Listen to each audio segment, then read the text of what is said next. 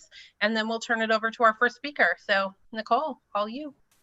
Hi, everyone. How's everyone doing?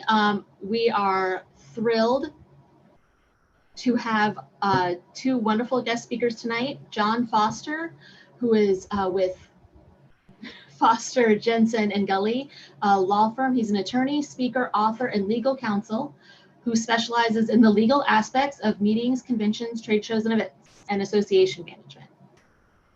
We also have with us Bo Mitchell, who is the founder and president of 911 Consulting. Bo served as a police commissioner of Wilton, Connecticut for 16 years. He retired in February of 2001 to found 911 Consulting with the mission to protect people at their workplaces during emergencies. So I have a couple things I want to do real quick before we turn it over. We want to see who's in the audience tonight. So we have some polls. We're using Slido again. You can either use your QR code or camera to click on the QR code from your phone, or you can go to slido.com and put in 15699.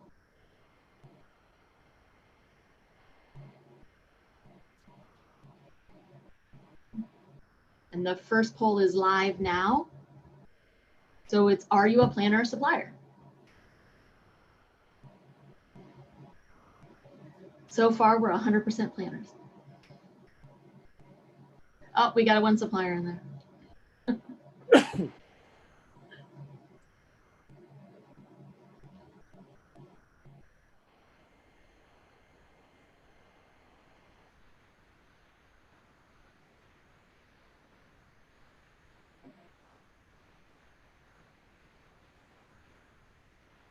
All right, we've got quite a few answers. We're a planner heavy audience yet again.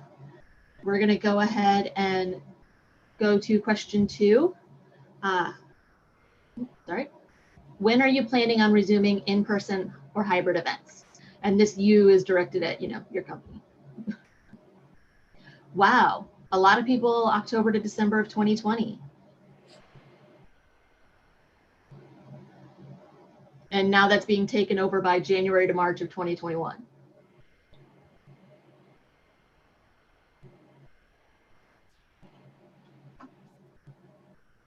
So yeah, we're looking at January to March of 2021 being when a lot of people are looking to go back, which that's helpful. All right, now I'm gonna go ahead and turn it over to Bo.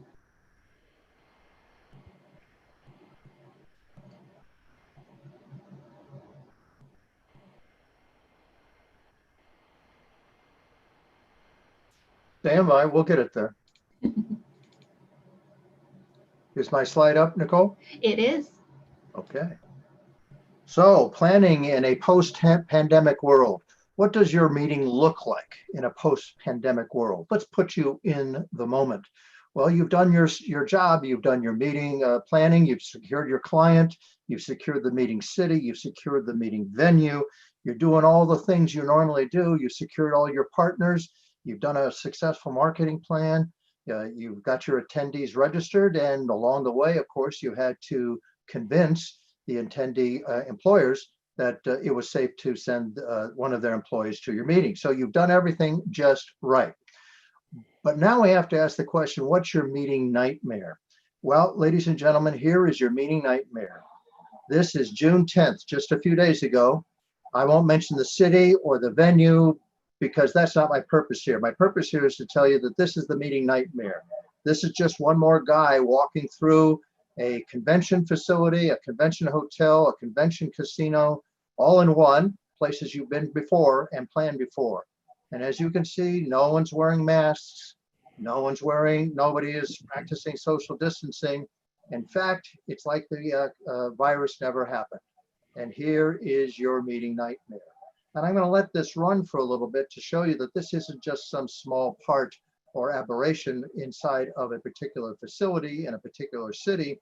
This is just the way it is if we haven't done this correctly. And this is your meeting nightmare. And then, of course, your meeting sessions. Again, another meeting nightmare with nobody practicing using masks or practicing social distancing. And what about your meeting venues as far as meals are being consumed? And what about the exhibit hall where your people are going? And then, of course, you have this meeting, and within a few days, it's in the newspaper. ABC agency creates virus hotspot at its convention. Super spreader infects 378 people. ABC fires director who is sick. New director vows never hold a convention again. This is not getting any better. And then a week later, convention virus hotspot super spreader kills 10 attendees, organizers under investigation by local health authorities. So this is your meeting nightmare as far as getting back to work is concerned. I am Bo Mitchell. I am president of 911 Consulting. I was police commissioner of Wilton, Connecticut for 16 years. I retired to start 911 Consulting to work with folks like you regarding the safety of employees like yours at your meetings in facilities just like the one we looked at. All those initials after my name indicate that I'm trained and board certified 22 different times: emergency management, disaster recovery, business continuity, pandemic plans, workplace violence, and a bunch of other stuff. I'm also a expert consultant in landmark legal cases where the expected settlements against employers who don't do this right because they fail to plan and fail to train, where the settlements are in the billions of dollars. Our clients at 911 Consulting are large headquarters facilities. We work for their headquarters and their facilities across this great land of ours, just the kind of organization you might be wanting to plan with. I've also spoken all the places you expect: OSHA, FEMA, the facilities people, the HR people, the safety, NFPA, the safety people. So how can we do this, and how can we do this safely? Well, if we're in the planning business, as all of you are, and the emergency planning business, as I am, we always go to standards. Standards, whether they be called regulations or guidelines issued by the appropriate authorities, they're all standards. This is the word that's used at court, and that's the word I'm going to use myself. So what kind of standards are we looking for as far as you setting up meetings? Well, the usual suspects, of course, are the CDC, this being a pandemic, FEMA, this being a pandemic, NFPA, and OSHA, this being about workplaces. NFPA, of course, defines all of your state fire codes nationwide. So those are the national standards that people go to when they're planning any kind of a situation, but certainly a meeting in a post-pandemic world or a continuing pandemic world. And of course, your local state and your local state and local public health authorities are very important to talk to, because they do this differently in New York at Javits than they do in San Francisco at Moscone or Chicago at McCormick. Everybody's got their own way of doing things, and that's quite appropriate. And we want to be in sync with whatever the state and local guidelines are. Now, in talking about standards and bringing these things to your attention, of course, I did a survey of standards nationally, as I would, doing any kind of assessment of what it is that we're doing here. And the ones that I found, there may be others, but not everybody's on this game. But the ones I found to be authoritative were the International Association of Exhibition and Events, their essential consideration for safely reopening exhibitions and events. That sounds like a very authoritative place to be. And then, of course, there's California. California is always at the cutting edge of regulations, doesn't matter where we're talking, and always with emergencies. And the California Hotel and Lodging Association has a clean and safe guidance for the hotel industry. And again, this is dated June. So this is quite current stuff. And then, of course, there's Cal OSHA, the toughest of the state OSHA agencies in the United States, in concert with the California Department of Public Health, just being a pandemic, and they have a COVID-19 industry guidance for hotels, lodging, and short-term rentals dated this month. So that sounds like it's right on top of things. And then, of course, the National Restaurant Association has an opinion and has set guidelines as far as reopening is concerned. There may be others, but I found these to be very, very authoritative. They're national in scope, so they will cover any place that you might be doing this domestically.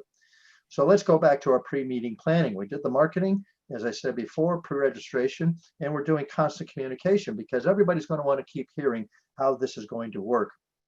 As the weeks and months before, we have the meeting take place.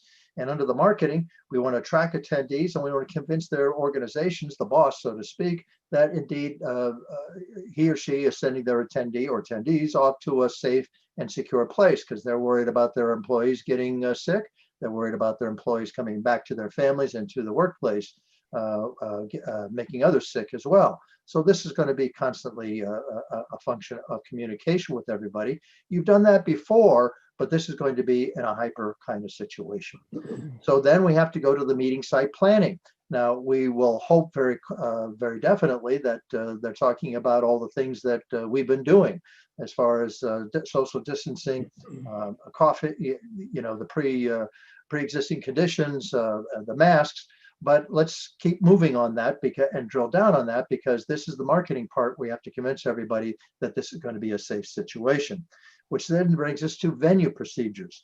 Now, you've been doing this for a long time, so you know what is out there pre-virus, but it's going to look a lot different now post-virus, whether it be in the pools, the gyms, how we clean rooms, how we serve food, masks, social distancing. It's all going to be a very, very different situation. And we have to convince people of the basics, that we are doing what we have to do to clean our facility to make sure that it's ready for the meeting. Again, we have to do this and constantly communicate that we're doing this to attract our attendees and convince the organizations that they're sending their employees off to a safe, a healthy and safe environment. And then we have to worry about attendees, yes, the people you've had registered and their behaviors. What's that going to look like in a post-pandemic environment? Well, a lot of your hotels and a lot of your venues, whether they be exhibition halls or otherwise, are going to be doing this kind of thing. Maybe they'll do it once when they first walk through the hotel room when registering. Maybe they'll do it every day as they move around within that convention center. Maybe they'll do it more than every day. And there it is. You have to tell them to expect this kind of thing because you're working with your partners and your resources as far as the venue is concerned. And this is what it's going to look like. Nobody wants to be surprised or off put by these things. Registration for the hotel is going to look a lot different than it has before. And that's just the way it is. And of course, the deployment of all of these machines that allow people to constantly wash their hands as part of our virus protocols will be very important and something that we want to encourage them to be using as they move around our venue. No mask, no entry would be my recommendation on all of these things. If you don't have a mask, then you can't come in. Now, we aren't penalizing people and we don't want to send people away who pay good money to come see you. So we offer a free mask for each and every person who doesn't have one. Maybe they should have had a mask and they didn't care.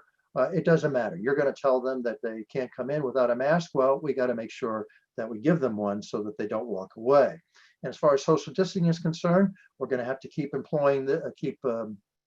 policing this. And this isn't going to be much fun because, hey, we're holding a meeting. That's what everybody's supposed to do, which is at least traditionally as far as being close together.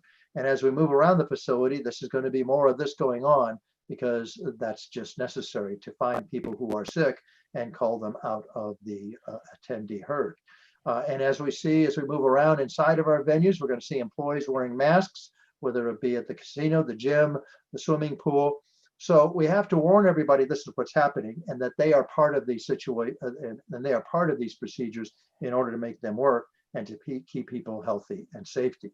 So keeping going with the attendee behaviors, and again, we've got to tell them all this stuff. We got to keep communicating with them so they aren't surprised and we get compliance from them. So the traditional way of saying hello to somebody is not social distancing, and we got to tell them that this doesn't work. And that this doesn't work as popular as it might have been on TV. This isn't acceptable behavior.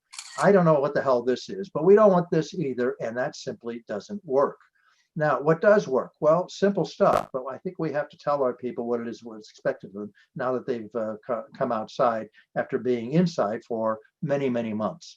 And there are plenty of ways that they can say hello to people. I like the good old-fashioned military way, the way that my drill sergeant taught me in the United States Army.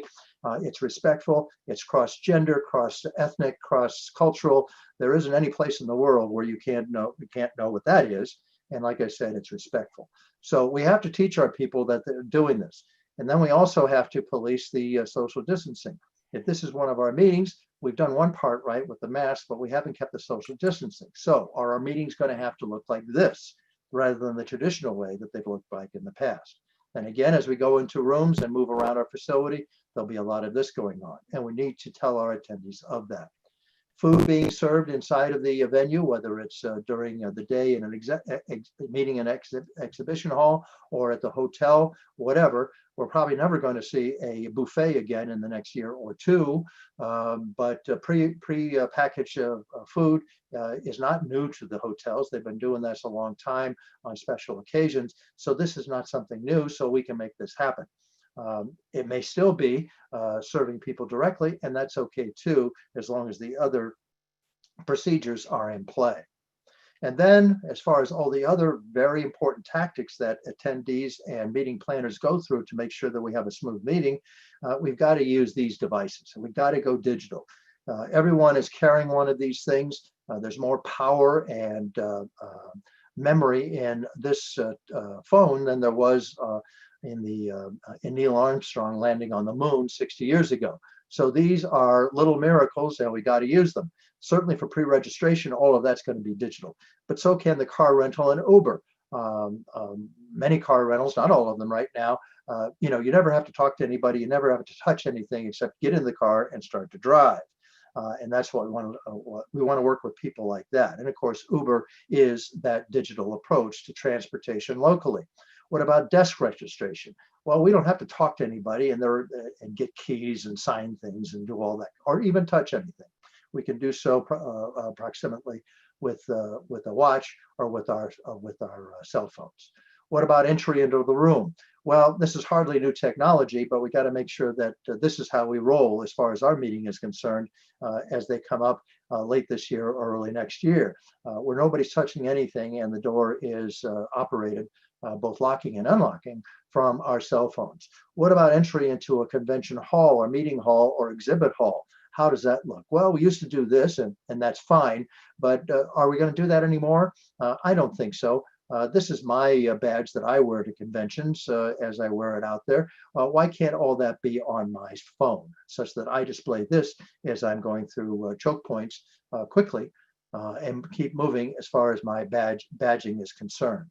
What about TV remotes and all of the stuff that go inside of rooms? Do we have to worry about that? I recommend that because there's lots of stuff going inside of the rooms, even though they may have been cleaned down very, very thoroughly, and I believe that. But you know, a TV remote is just a horror of bacteria and viruses. So again, let's use our phones to make this happen. What about scan sessions? I mean, we've been doing this in a lot of meetings for a long time, not everywhere, but this has been going on for a long time. But is that good for social distancing? And doesn't that make more sense that we do this as far as just working our machine, our phone, against another machine in the venue?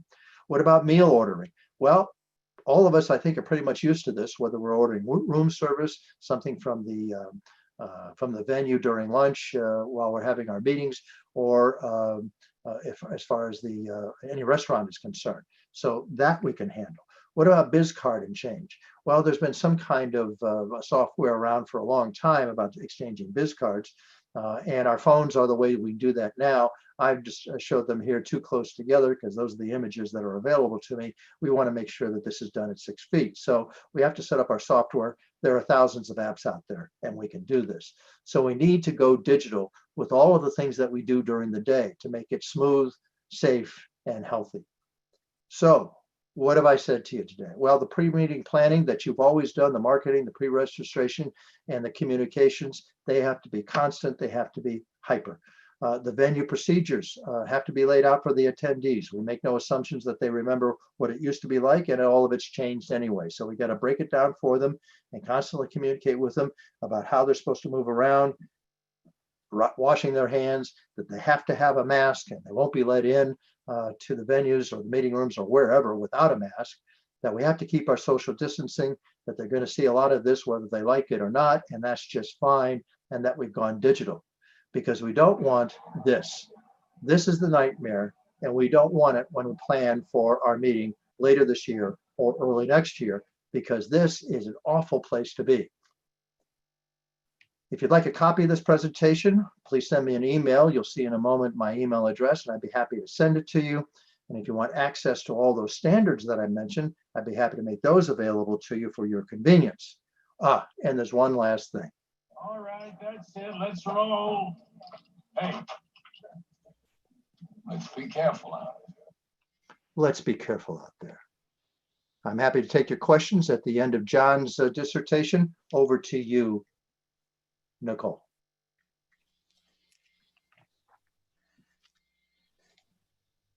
Okay, that was very informative, and now I never want to leave my house. I'm perfectly happy right here, and I'm never touching a remote. So just a reminder, everyone, if you have questions for the panelists, please put it in the Q&A box, and we're going to toss it over to John. Thank you, Nicole. Let me get my slides up and we'll go from there.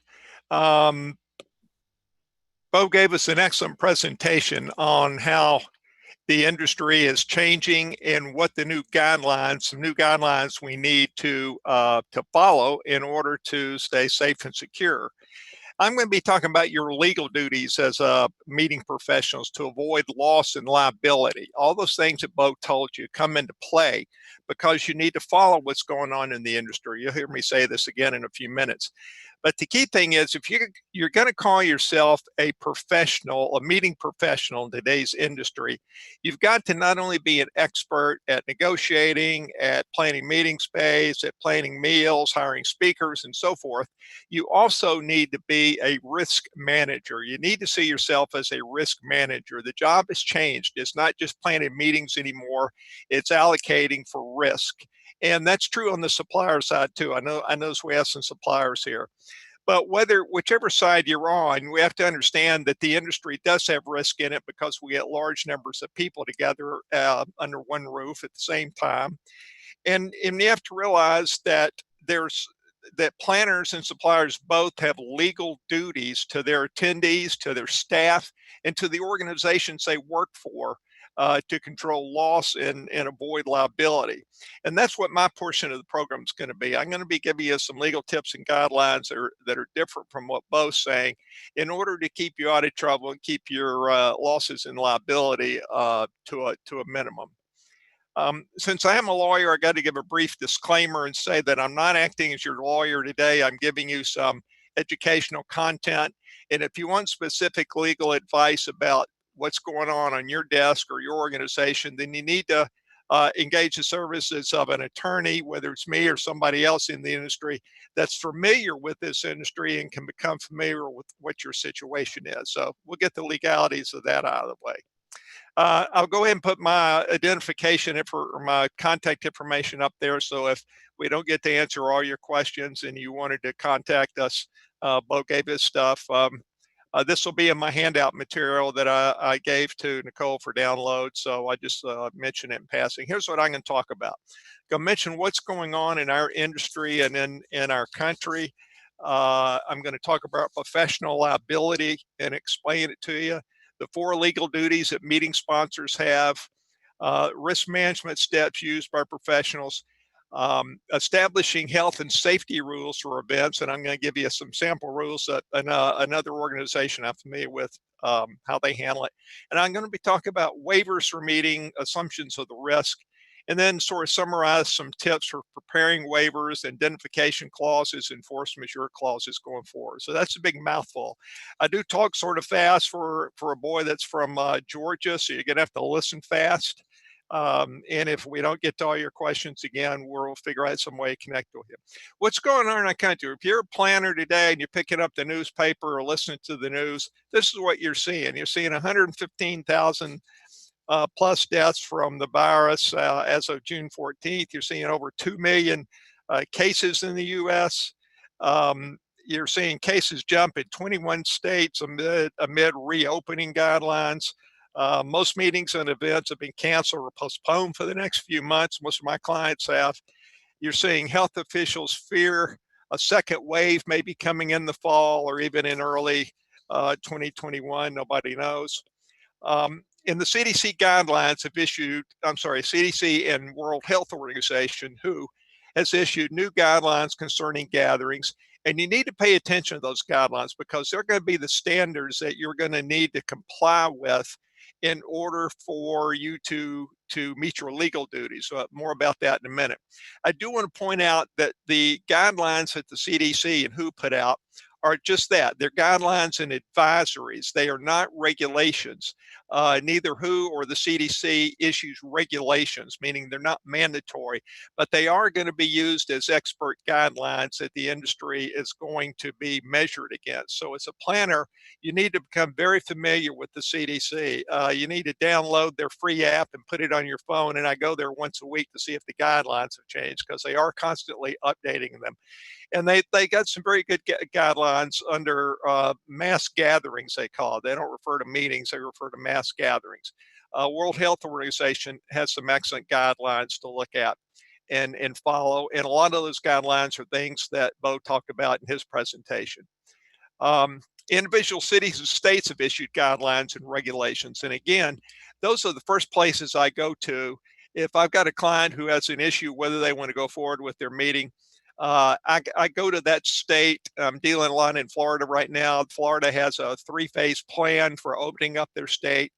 And so you need to go and see if they have banned travel or if travel is being opened. And then you need to go to local health agencies to see what they're recommending. And all these, the cities and states, the regulations they put out are indeed regulations. They're actually mandatory. They're not voluntary. They are regulations. They're not just advisories. And so that's important to know. All right, let's talk about what the legal duties are. The 4 legal duties that have come up through case law whenever a meeting planner or meeting organization gets sued. Four duties have come forward in order to follow to avoid liability. The first one is the duty to investigate all aspects of the event and take appropriate action to reduce risk of harm. In other words, what's going on in the location, what's going on in the hotel. Maybe you've got to do your due diligence with asking hotels questions. All the hotels, all the big chains, Hyatt, Hilton, Marriott, and so forth, even independents have put out their own guidelines on what they're doing to meet their burden of being a clean facility, a safe facility. And somehow you need to ask those, get a copy of it. It needs to be incorporated by reference into the contracts because if they breach their duty of care, you don't want to be held responsible for what they do, and vice versa. Second duty is you have a duty to inform and warn your attendees and participants of known hazards. If there is an increase in the city you're going to or some other hazard that's going on, that needs to be shared with your attendees so that they don't accuse you later of withholding information from them. Transparency is the name of the game. And this could be done on your website. You need to plan for the safety and well-being of every attending or participant. Again, everything that Bo just talked about comes into this. You're required as a matter of law because you're planning this event. Your attendees are assuming that you've smoothed out all the bumps in the road. They are assuming that you've taken out all the air pockets in the sky when they fly, which is an over assumption. But the point is, these are the kind of people that this is where we are in our society. You're the expert, you're planning the meeting, your organization, and they're assuming you're going to take care of all these problems for them.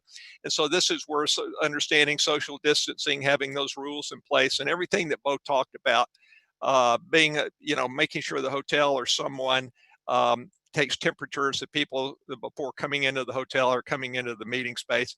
And the bottom line is you need to take precautions to not subject attendees or participants to unreasonable risks of harm. The lawsuits that have come up against meeting sponsors and meeting planners boils down to really number 4. Did you take any precautions to protect your attendees from unreasonable risks of harm? So memorize these 4 items here, keep them handy and close to your heart because this is what you're responsible for. And again, it comes with the territory. That's all there is to it. All right. In order to get started on a risk management plan, you need to answer 4 questions before every event. You need to figure out what can go wrong. Well, we know what can go wrong now. We've got viruses that can come up. Attendees can get sick. Attendees can get injured. You know, disasters can occur. It's not all about COVID-19. Other disasters can occur, alcohol liability and so forth. So you need to figure out what can go wrong, what can be done to prevent the harm. You know, we call this loss prevention, and this needs to be discussed in advance. What steps should be taken if harm or loss does occur? We call this loss control in the risk management. And where will the money come from to cover the harm or the loss? I'll go ahead and give you the answer to number 4. The answer is insurance. Every organization that plans meetings and events should have liability insurance, and they can also get convention cancellation insurance.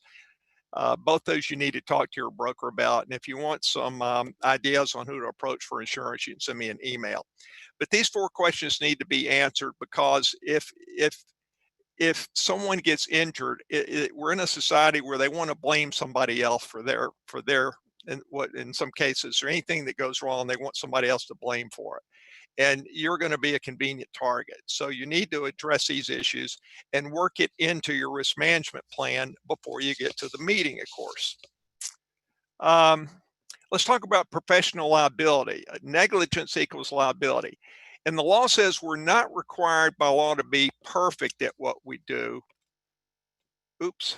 But the law requires that we conduct our affairs, our business, without negligence by exercising reasonable care.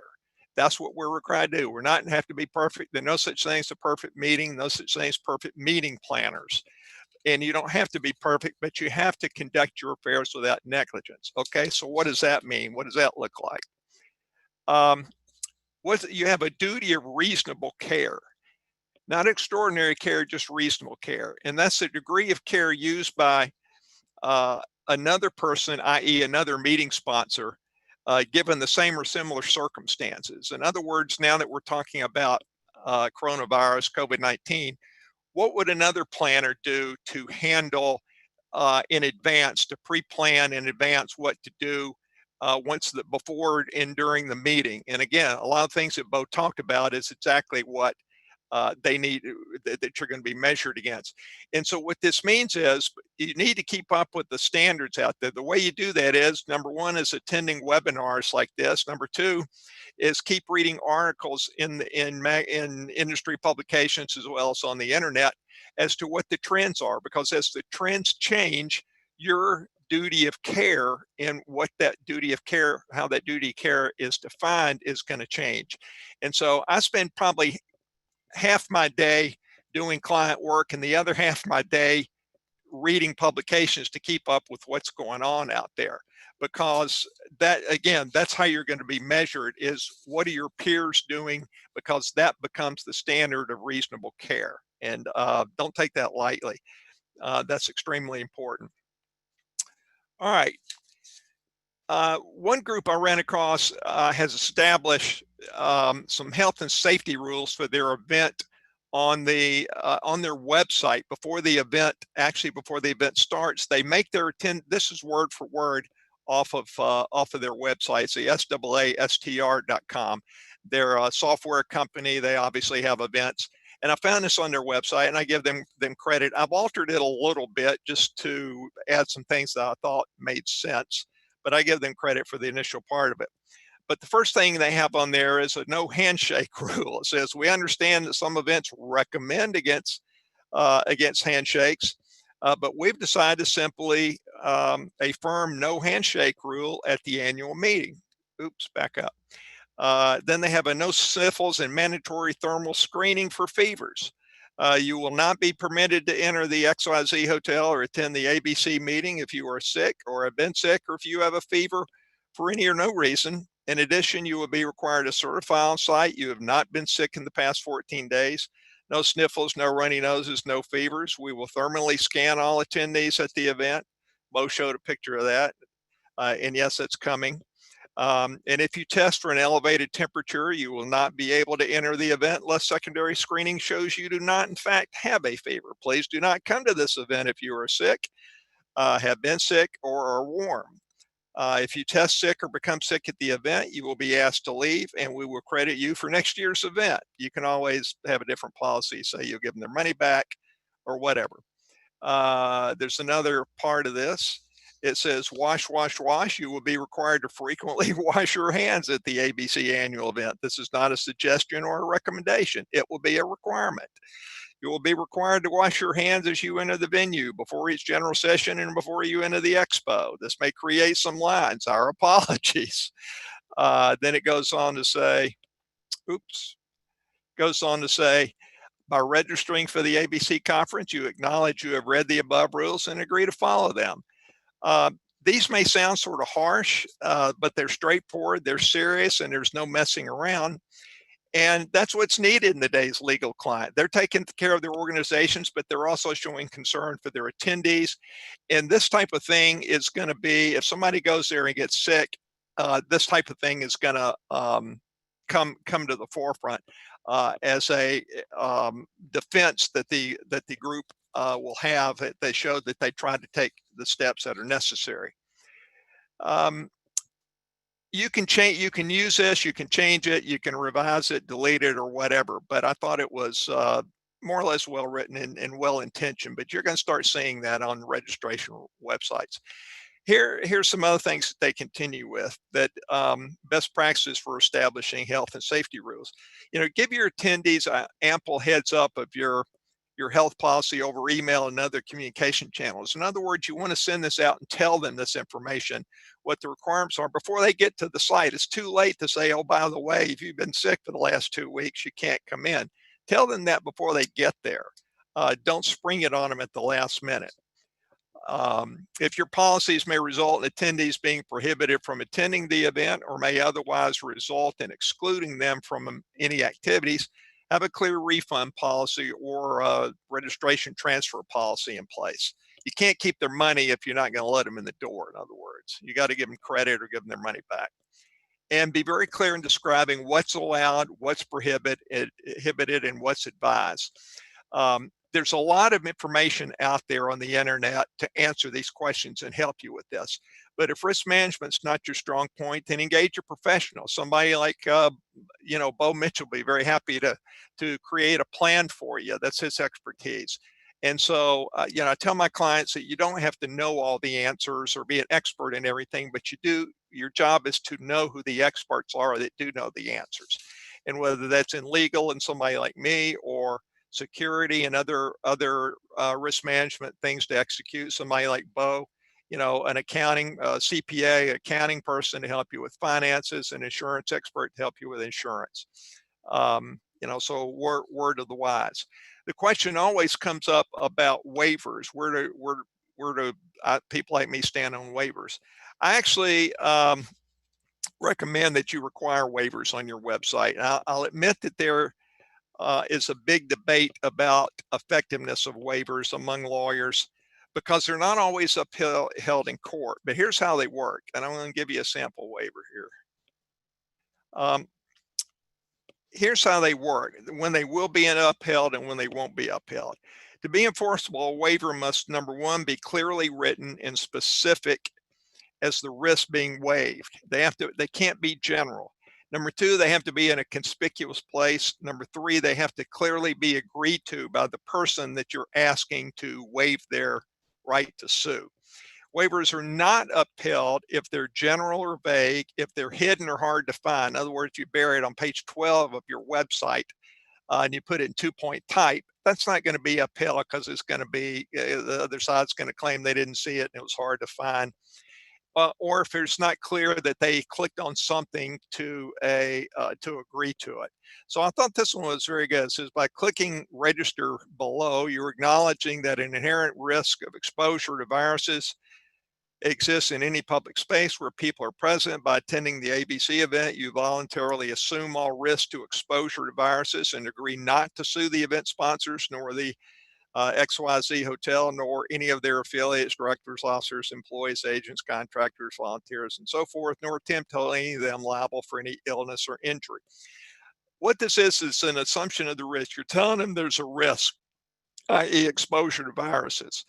And by them acknowledging and understanding the risk, and then if they show up they register anyway and they show up anyway, and if something happens, then they can't complain or hold somebody else responsible, because The law says if they've been told in advance what the risk is and it's clearly explained to them, and they agree to that risk, then they have assumed the risk that comes with that. It's the sort of the big boy, big girl rule. Is if you understand what the risk is, you've been told what the risk is, and you agree to it, then you can't later hold somebody else responsible. Now, you have to understand one more important point, though. You can't hold people, you can't hold them to the terms of the waiver if you are negligent. In other words, an event sponsor or hotel, nobody can contract away their own negligence. So you can't have somebody sign this or agree to this waiver and then say, well, I don't have to follow any rules or any guidelines for health and safety because I've got these waivers. That won't work. You're still going to have to show how you met your duty not to subject your attendees to unreasonable risks of harm. But even though it's controversial, they are upheld plenty of times if you follow the guidelines I just gave you, making them clear and conspicuous. And they're still the first line of defense and a good risk management tool. So I still recommend you have it, but you also need to have a risk management plan and follow the guidelines that I've talked about and that Bo talked about. All right, indemnification clauses. I thought about providing a sample indemnification clause, and I realized all that would do would make your eyes glaze over. So I didn't do that. So I just decided to give you some tips on what they're all about. Use indemnification language in agreements with all your venues and suppliers, and it should be reciprocal, number one. Number two, understand indemnification language when you see it, and don't sign indemnification clauses that shift all the liability to your organization. Facilities, hotels, but particularly convention centers are very good about having one-sided indemnification. They want you to indemnify them, but they don't want to be responsible for their negligence or their acts or omissions. So you at least make them reciprocal. And only accept liability for your organization's acts or omissions. There are certain forms of indemnification clauses where the other side will make you, it's called a four walls agreement. You're renting the four walls and they'll make you responsible for anything that goes bad inside those four walls, even if it was the facility's fault or if they contributed to the fault. And I don't recommend that you agree to those. Indemnification clauses can be tricky for the faint of heart. Don't try to write one yourself. Don't try to necessarily interpret one yourself. This really is when you need an experienced attorney who deals with contract language and indemnification language on a frequent basis so that they can tell you whether it's good, bad, or indifferent, whether you should agree to it or whether you should modify it. So that's all I'm going to say on indemnification clauses because I've only got another minute. Force majeure clauses, I just did a whole hour's presentation 2 days ago to another organization on just force majeure clauses, but let me give you the top bullet points. What they do is allow parties to allocate risk and decide in advance what will or will not excuse performance. I call it a force majeure excuse of performance clause because that's what it is to specify what actions will excuse performance by the parties. When the force majeure clause actually kicks in, when the terms kick in and apply, it's a complete defense to performing a contract. So you want to make sure that they're written correctly. The act or occurrence that you're claiming as the force majeure event must be outside the control of the party claiming the defense. And the fourth bullet point is probably the most important. The force majeure act or occurrence has to fit one of the standards for excuse. It has to fit one of the triggers. Now, what are the triggers? I'll go through this real quick. There has to be a standard in the contract. It can't just say if there's a force majeure. It has to show that the force majeure made a performance impossible or illegal. It frustrated the fundamental purpose of one of the parties has been frustrated because of new events called the frustration of purpose doctrine. Or performance is not impossible, but it's been made impracticable, which means substantially more burdensome than originally expected due to an extreme or unreasonable event occurring that the parties could not have reasonably anticipated. In other words, it has to be more or less unforeseeable. Once an event like terrorism, like this pandemic, coronavirus, once these occur, they're now foreseeable that they could happen in the future. So anytime something bad happens, it needs to be added to the force majeure clause, because if you don't include it in there, you run the risk of it being the court saying you waive the right to complain about it later on. I'm gonna stop now and open it up to Q&A. I do have sort of a summary page about understanding professional liability and legal duties. research federal, state, city guidelines, prepare and follow a risk management plan, use professionals, somebody like Bo, and understand and use waivers of liability, indemnification clauses, and comprehensive force majeure clauses in your contracts going forward. That's a lot to digest, and this is just the tip of the iceberg for both of us. But I'm now going to stop, and I'm going to throw it back to Nicole for Q&A. Wow, John, that was a lot.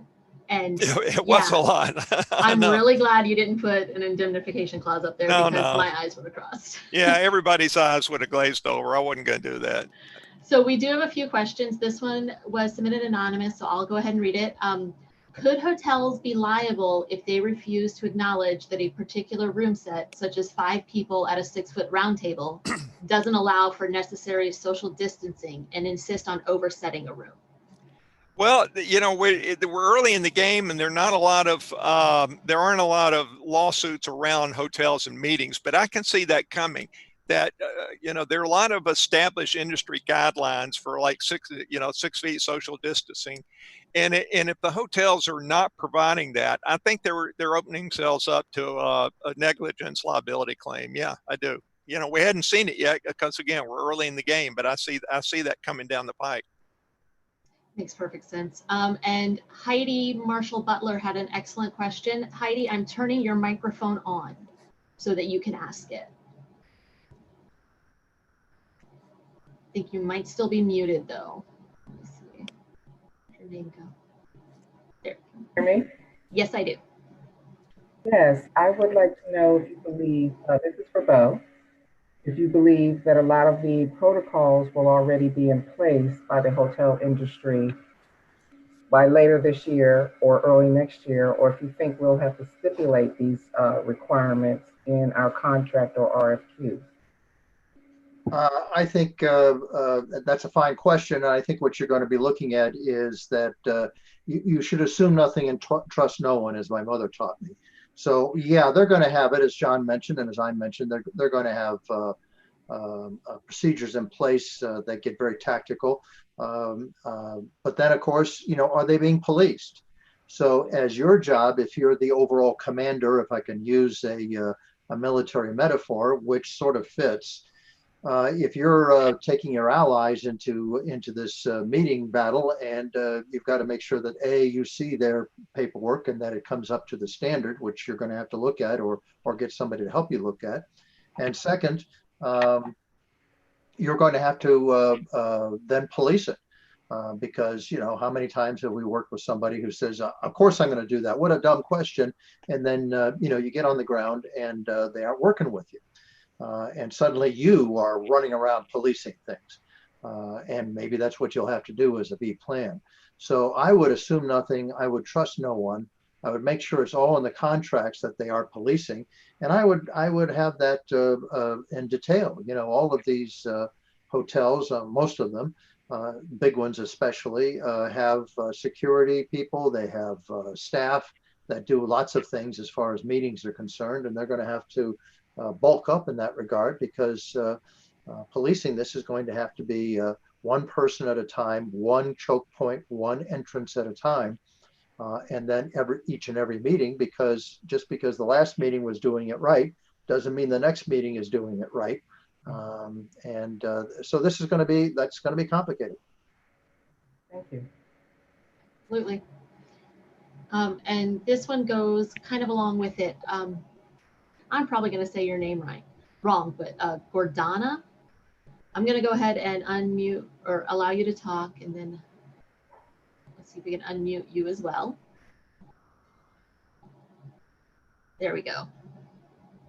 Hi, everyone. My question kind of goes along with what you were just talking about, which is basically how would you handle an attendee who does not practice social distancing and refuses to wear a mask? Well, if that's towards me, and I think it is, again, it's the policing, and the policing, if it's to be effective, isn't just verbal. There has to be an action that can be taken if that person decides to dig in. So the answer is you can't come in here, or you have to leave here now that you did come in, but your behavior has degraded. You're going to have to do that. You have to be prepared to refund everything and say that to them right away. So there's a training here about how the policing is going on. And if you have a staff that's working the casino versus staff that's working your exhibit hall versus staff that's working your dining hall versus staff that's working the hotel and all of the venues inside the hotel, you can see that you're going to have to be very, very careful here as the overall commander, as the primary planner in this thing, to make sure that all of your allies in this, all of your resources are doing this right. This won't be easy in my experience, but and it never is, and it wasn't before the virus. But now it's really careful. So yes, you're going to have to be tough about this. And as John and I have both said, you got to tell everybody ahead, you got to Mirandize everybody and keep doing it. You got to be able to say, Your Honor, we told him once a week for 8 weeks before the meeting that he had to do these things. And then he shows up and he screws up. And we told him he can't go any further. That's it. Goodbye. Well, I'd like to chime in on that. I agree with everything Buzz just said. I think hotels, you're going to see them they're going to start putting up, besides putting up Purell stations where you cleanse your hand, they're going to stop putting up signs in the hall and so forth that say maintain your 6 foot distance. So if somebody's violating that, you can go up and tap them on the shoulder and say, don't you see that, remind them there's the rule over there. But I think you've got every right to ask somebody to leave the meeting or leave the room if they don't comply. Give them 1 or 2 warnings before you banish them. But I think you're gonna have to do that. Yeah. And so this is just for me. Are we like legally able, if we put out the information saying you must wear a mask to attend this event, are we, can they come back to us and saying that it was, improper of us to make them leave? No, I don't think so. I think you've got a right to, you've got a right to enforce the safety and health rules. They don't have a right to hang around if they're not going to comply with the rules. You have a right to insist on rules. And particularly if this is early, if you figure out early in the game that they're a troublemaker and you refund their money, then they really got nothing to complain about.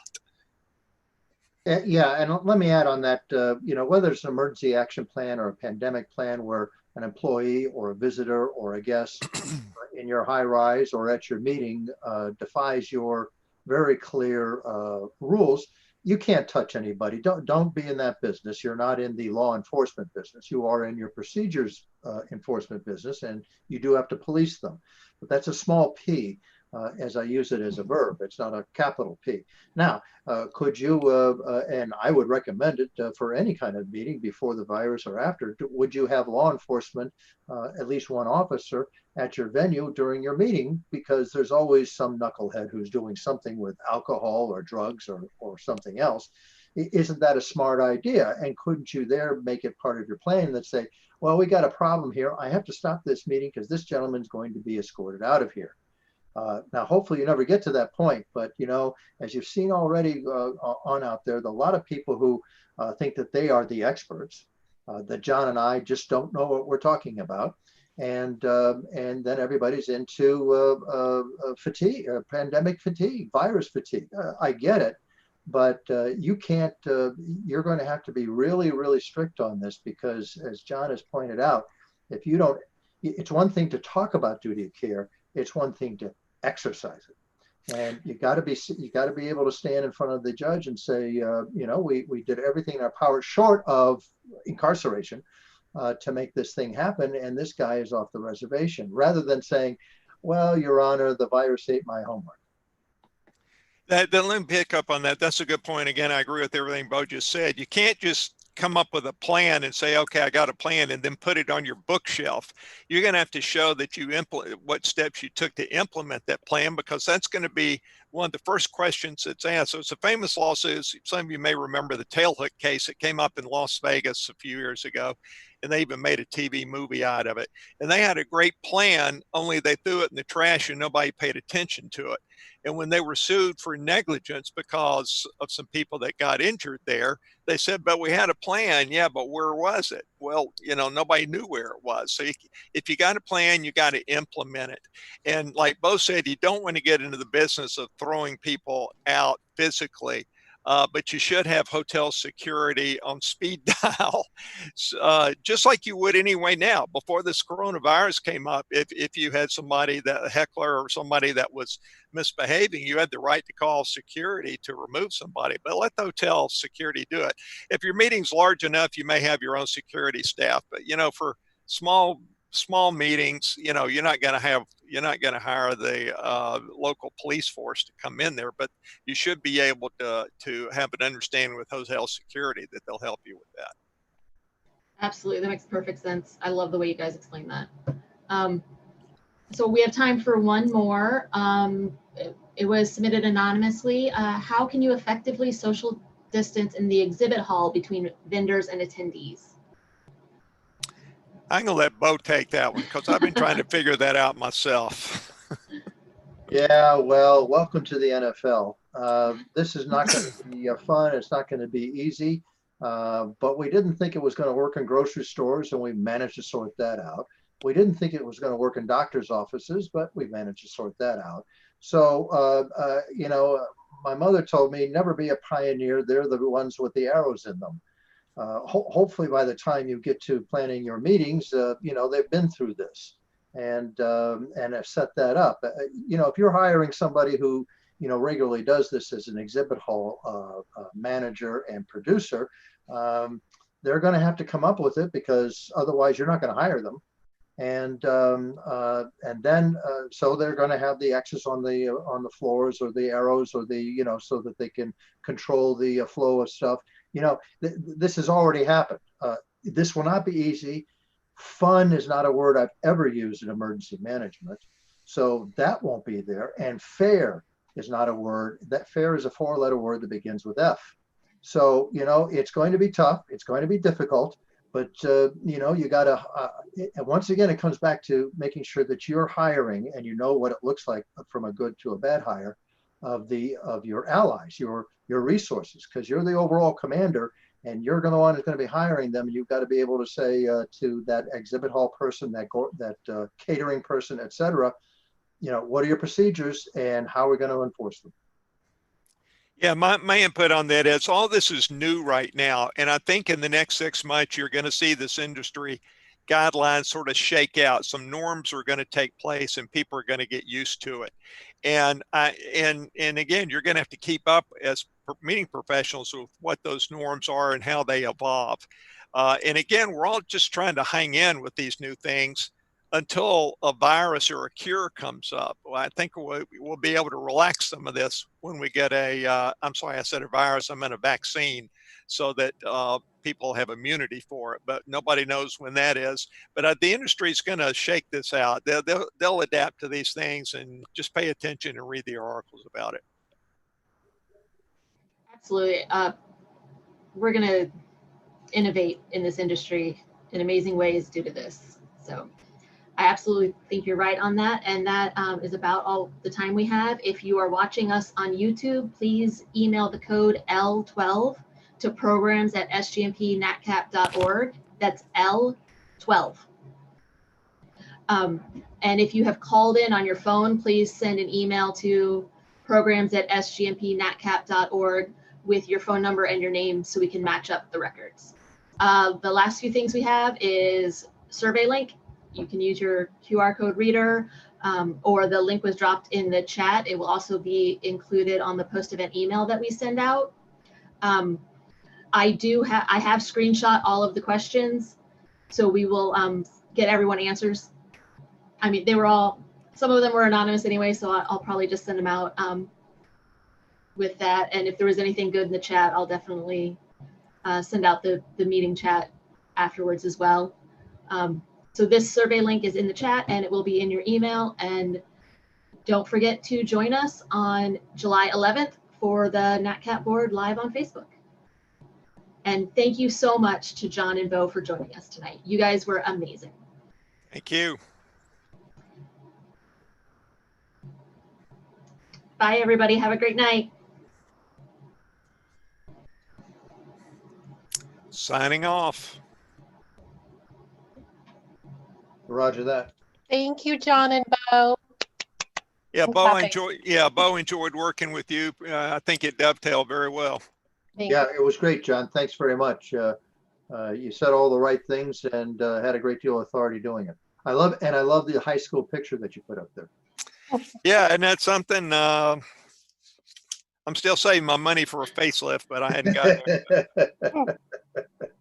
You know, I was very tempting to mention the answer to the 6-foot distancing is cattle prods and lasers, but I'm not so sure. I'm not sure the industry is ready to Yeah. adapt to cattle prods and lasers, but there's plenty of times I wish I had one. Yeah, yeah. I would You know where I practice was.